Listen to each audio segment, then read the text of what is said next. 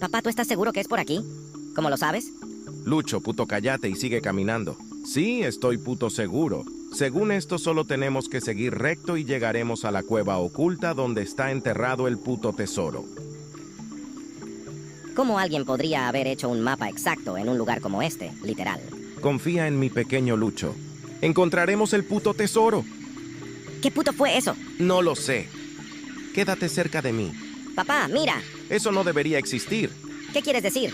Es un puto cebra birdarú. Es parte cebra, parte pájaro y parte canguro. Pero esos animales no van juntos. Lo sé. ¿Qué está pasando, papá? No lo sé.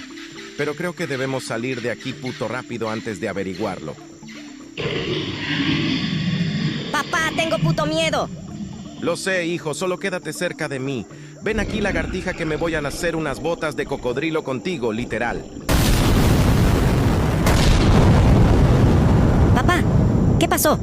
Creo que puto funcionó.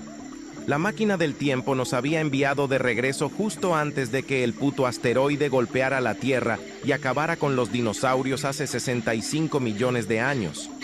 ¿Pero cómo lo hiciste? Es una máquina del tiempo, Lucho. Un dispositivo en el que he estado trabajando durante años. Quería asegurarme de que pudiéramos viajar al pasado para presenciar el mundo de los dinosaurios, pero también para garantizar nuestra seguridad si las cosas se ponían demasiado peligrosas. ¿Pero por qué nos envió de vuelta antes de que cayera el asteroide? ¿Y por qué desaparecieron las criaturas? La máquina está puto programada para enviarnos a un punto seguro en el tiempo antes de cualquier evento de extinción importante. En cuanto a las criaturas, bueno, no deberían existir juntas. Es un efecto único de este periodo de tiempo, resultado del impacto del asteroide en la evolución de la vida.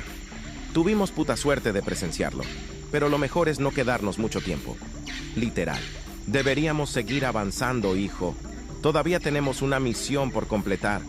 Tenemos que encontrar esa cueva oculta y recuperar el tesoro. Papá, mira.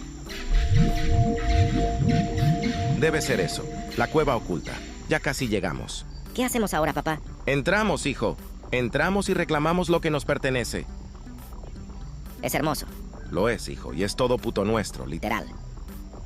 Literal.